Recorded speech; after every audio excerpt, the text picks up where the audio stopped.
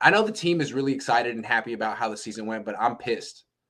That's my word. I'm pissed about it. And I don't even root for this team. Here's the way I look at it. I don't know how you look at it this way. But like every player and coach, Jimmy Ward, who I like, Kyle Shanahan, who I mostly respect, we exceeded expectations. 3-5. No one thought we would make it to the NFC Championship game. We really exceeded expectations. And what I would say is, no, you didn't. Deebo did. The way I saw it was Deebo Samuel transcended the rest of the team. He was the best player in the league. No one exceeded expectations like Deebo did. I mean, did Jimmy? No. Did Jimmy Ward? No. Did Nick Bosa? No, he was just great. Like he always is. Deebo, no one expected that. And when this season was on life support, he pulled him out of the freaking casket. That's a mixed metaphor. Anyway, he took him off their deathbed. And then in multiple elimination games, he was the key. In Green Bay, he was the key. And then with the season on the line, he only got one touch in the fourth quarter. To me, they should have won the Super Bowl this year. They had the best player in football. He was dragging them from game to game. And the only reason they're not going to the Super Bowl is that they couldn't figure out a way to get him more than one touch in the fourth quarter. To me, that would make me sick to my stomach for the rest of my life if I were on that team. Because to me, it's just a missed opportunity. They should have won the Super Bowl, and I know they're trying to rationalize it and avoid that pain. Hey, it was a great year. Nah, man. You really squandered a superhuman effort from Deebo Samuel. That's the way I look at it. I don't disagree with that at all, Grant. I mean, I talked about it after the Tennessee game, after watching him lay everything he had out on the line and how frustrated I was with the way that Jimmy addressed the game afterwards.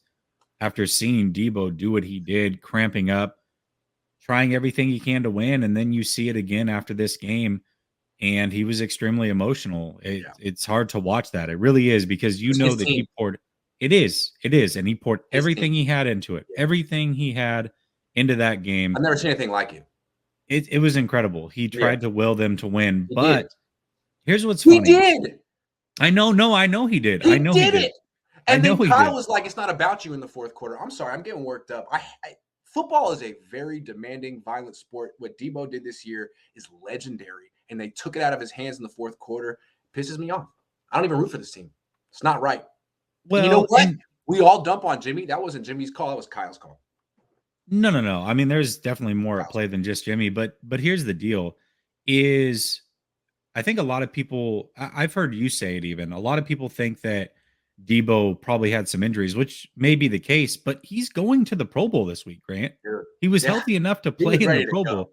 He could have had more touches. There's no doubt about that.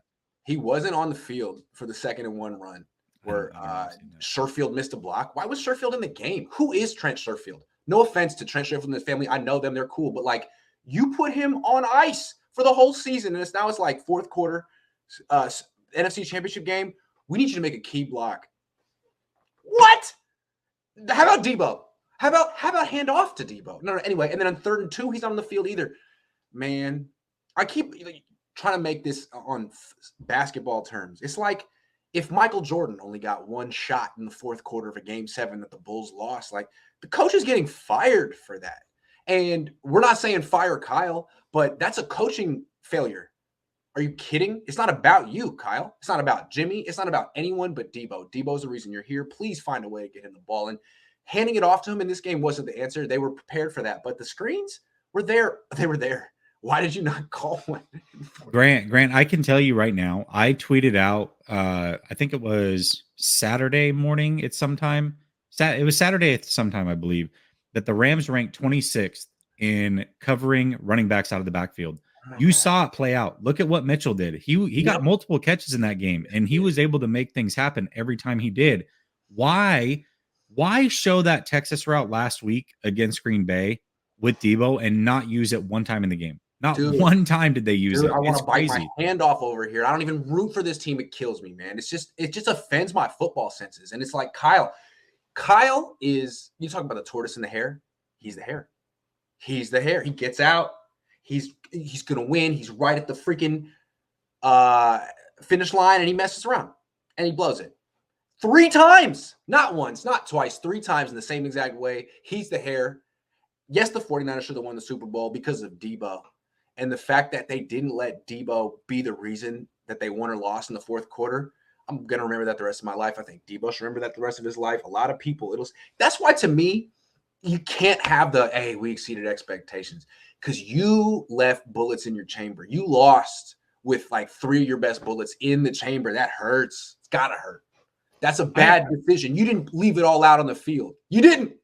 You wouldn't. You didn't. I agree. I agree. Yeah. And here's the thing, right? I'm not going to go as far as to say that it's a waste of a season. I'm not going to say that because no, and I know you're not either. I know you're not either. Bitter ending, not a sweet. But I want to be clear. I want to be clear about that, right? We're not saying that, but what we are saying is you can sell a big chunk of this fan base that, oh, we were 3-5. Can't believe we made it this far. You told us this was a Super Bowl team from the jump. That's why Jimmy was playing. So to act surprised when you got to where you said you expected to be, that's what throws me for. Why were they 3-5? Because they weren't using their players correctly. Deebo wasn't getting carries. Ayuk was in the doghouse. It took the coaching staff. Armstead was at D end. Arden Key wasn't playing. It took the coaching staff half a season to figure out who needed to play, how they needed to get Deebo Samuel the ball, how he was the best player in the league. Once they figured that out, they went on a crazy run, and it all crashed down because at the very end, they lost their senses. I mean, 3rd and 7 in Green Bay, they didn't mess around. They handed off to Deebo. It was one of the best calls of Kyle Shanahan's career. I really respected the hell out of him for doing that. And I was thinking, dude, this guy's a different man. He's not gonna turn away from Deebo. He's gonna let Deebo take them to the championship, and he didn't. And what kills me is I went back and looked at the Super Bowl real quick. How many touches do you think Deebo got in the fourth quarter of that Super Bowl? None. That's on Kyle, man. Maybe if he had gotten Deebo 3 or 4 touches in the Super Bowl, they would have won that. Maybe if he would have got Deebo 3 or 4 touches in his last game, they would have won that. Dude, that's on you. And that kills me, man. I'm not saying fire Kyle, trade Kyle, but it kills me because he's done it 3 times. I mean, counting Atlanta.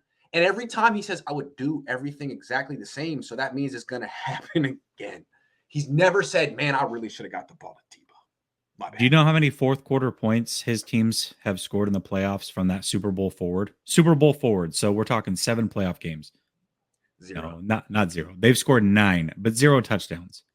9 points in the fourth quarter in your last 7 playoff games? Oh, okay. All right. But in the ones he lost, it was 0, right? Yeah. I don't understand it, man. Anyway, Kyle, can you look? Everyone wants you to succeed, right? And if you're this close, if you just would have like an honest self-reflection moment and just said, it's my fault that I didn't get the ball to Deebo. Next time I'm going to do that. You would be a champion, man. We all want you to have that realization, but so far, Grant, I have a genuine question for you. This is the second one in a row I've had a genuine question for you. Why do you think it is that people in the media are unwilling to hold Kyle accountable? It seems like this dude can do no wrong. We talked about it last offseason. He's powerful. He comes from football royalty. His dad won 2 Super Bowls. His dad's a borderline Hall of Famer. He's powerful. He's not, Brian Flores, who I respect the hell out of Brian Flores, but he's fighting for his standing and his job. Kyle didn't have to do that. Kyle was waiting for him when he was born. He's a powerful person. There are there's football royalty in the NFL. The Mannings, the Shanahans, the Bosas. He's in that. He's a very powerful person. And unless you have that kind of, his dad has media contacts for 30 years. ESPN. Adam Schefter wrote his dad's biography. He's very connected and powerful. You got to have someone crazy like me to go up against him because I have nothing to lose. Kyle can't shut down my YouTube channel. He might send someone after you. You never know. I don't know. It's just weird to me. I feel like anytime I say anything about Shanahan, it's met with so much resistance. It just doesn't make a lot of sense to me. I feel you. But, maybe now that he's repeated his, Achilles heel, his fatal mistake a 3rd time, Niner fans will start to hold him accountable.